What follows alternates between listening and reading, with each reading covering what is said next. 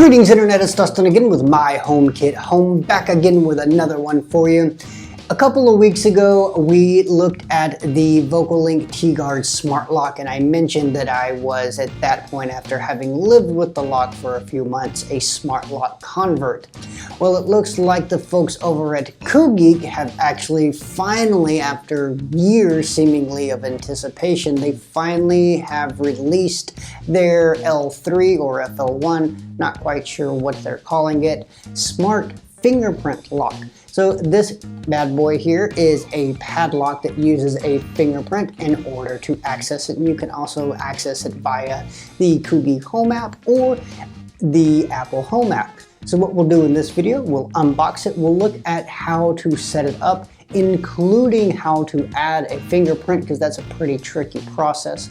Then we'll look at some of the features that we have in the Koogeek Home app as well as in Apple's Home app, and then at the end of the video I'll give you my final thoughts on it.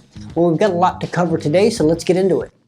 So here is our Koogeek Smart Fingerprint Lock. It is a Bluetooth device that is exclusive to HomeKit, though you can use it with the Koogeek Home app. Speaking of HomeKit, we do have the HomeKit code on the outside of the device. Not sure exactly how I feel about that, but considering that packaging also must be approved by Apple, that there are really no qualms about this. We do have another instance of the HomeKit code located on the front of the user manual, and the user manual does have some useful information like how to factory reset the device, which we have a video on how to do that, as well as how to add fingerprints, which you will need the included reset tool in order to do. But here we have the lock itself. Now it is a pretty hefty lock. It doesn't feel cheap by any stretch of the imagination. It feels pretty solid, and just as solid as any other padlock that we might find. On the bottom is our covered micro USB port for charging, as well as our recessed button, and we can see that any fingerprint, actually any skin contact in fact, will actually unlock the lock at this point. So let's look at how to set it up. Now I do really recommend that you go ahead and go through the setup process in the app before you add a fingerprint, just in case that the fingerprint doesn't work. This actually happened to me, and I thought it was something that was well worth mentioning. Now the Koogeek Home app isn't the most highest rated. It's not the worst app I've ever seen, but it's also not the best. But it will give us our firmware updates, as well as allow us to add the accessory to HomeKit. But one of the unfortunate things that right off the bat I did not like was that we have to actually set up our own account with Koogeek. So bad job, Koogeek. So let's go ahead and tap that plus button at the top right once we've logged in, and this kind of goes through all the things for troubleshooting in case you have some difficulties. I didn't experience any of those, so let's go ahead and tap next and get this thing added to HomeKit. So here it is on the outside of the box. We'll go ahead and add the accessory there. Takes just a moment for it to get added to our HomeKit Home, and there we go. We can change the name of it. We can also change which room it's in, which I will not be doing because, well, I'm lazy. We can also decide if we want to include it in our favorites or not. And that's really all we can do from the beginning here. So let's go ahead and look at how to add a fingerprint to the lock, which is the next step that you'll want to do. As we can see here in the Koogeek app, it does remind us to do that. So let's look at how we can do that. So here on the device, we'll notice that anything will essentially open the device from the beginning, so there's no real requirement there. As you can see, the palm of my hand will actually open it. So the first thing we need to do is make sure that it is in an unlocked position. We'll go to the bottom of the device. Since I don't really have fingernails, it's kind of hard for me to open up this little port here, but using our SIM tool, we can do that there. We'll insert the SIM tool into the recessed reset button for 2 seconds until the LED light maintains its color.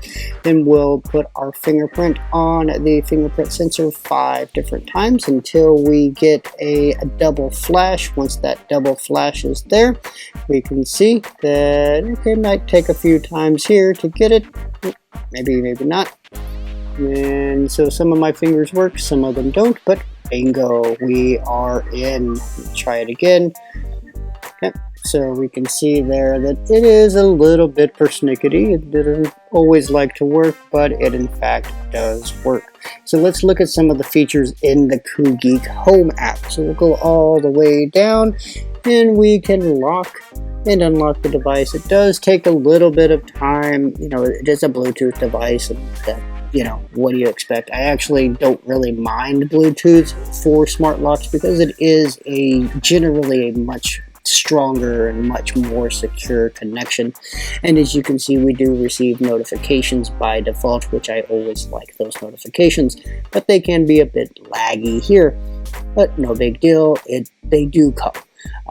So let's look at some of the details that we have in the Koogeek app.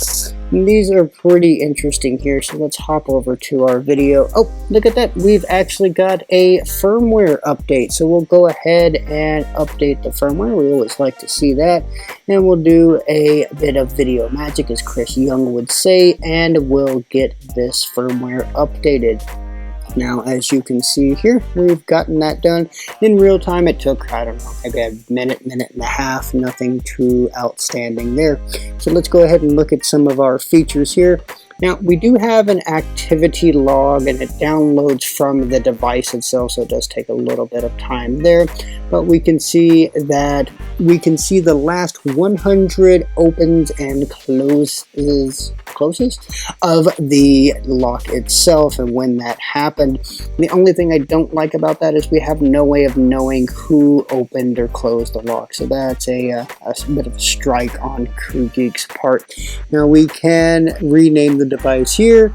We can also lock and unlock the device. You know, again, with the problems with the Bluetooth there, it does take it a moment or two. Now we do have this auto management. I don't know what this is. I tried to figure it out and I couldn't actually get there, and I reached out to Koogeek and they haven't gotten back to me yet, so who knows what's going on there. Something that we definitely want to keep in mind is that by default we will not receive low battery alerts. So you'll want to go in and make sure that you do get that, so that you're aware that you need to recharge the battery on this lock. If not, then you could be left in the dust. So if we look at our features in Apple's Home app here, of course we can lock and unlock it if we tap on the right tile there. And we can do the same there. Not sure why it doesn't look like the lock's actually appearing there in the video, but it is. So we have our pretty standard fare in terms of what we can do with the Home app. We can change the name, we can change the room, we can add it to our favorites, etc. Well, there's everything on the app side of the Koogeek Smart Fingerprint Lock. So my thoughts on it in general they're kind of mixed. It's a pretty unique HomeKit accessory. I do like it. It's hefty. It feels like a really good padlock. The fingerprint sensor is not the kind of fingerprint sensor that you're used to. It's not the one we're going to find in your iPhone or even on your iPad. It's a little bit lower quality, but it does work and it gets the job done. But it may take a few attempts. Actually, I'll show you here. How many times does it take to unlock? Okay, so it only took a couple of times there, right? The app, sure, we get logs in the app, but we have no way of managing the users, which is another kind of big complaint of mine. Is we can add users, up to 50 of them, which is fantastic. We can share the log, but we have no way of managing those users, so we can't remove just one user. In fact, we would have to remove all of the fingerprints that have been included into the device itself. Other than that, there's not a whole lot to say about this lock. So what is my use case for it? Well, I'm going to give it to my wife so that she can lock her locker at the gym whenever she goes there. But in all honesty, she'll probably get frustrated with the fingerprint sensor on the lock and just end up giving it back to me. which is not a big deal. I'll put it up on the shelf until I can actually think of a way to use it. But if you have any ideas on ways that this would be useful, please let us know in the comments down below. I also mentioned that Chris Young over at HomeKit did a review video on this as well, and he had a really interesting idea for using the smart lock. So don't forget to head over to his channel and check out that video. If you have any questions on the Koogeek smart fingerprint lock that I didn't answer in this video, go ahead and leave them in the comments down below and I'll do my best to answer your questions. Also below the video in the description box, you'll find a link to the Koogeek smart fingerprint lock if you're thinking about picking one up.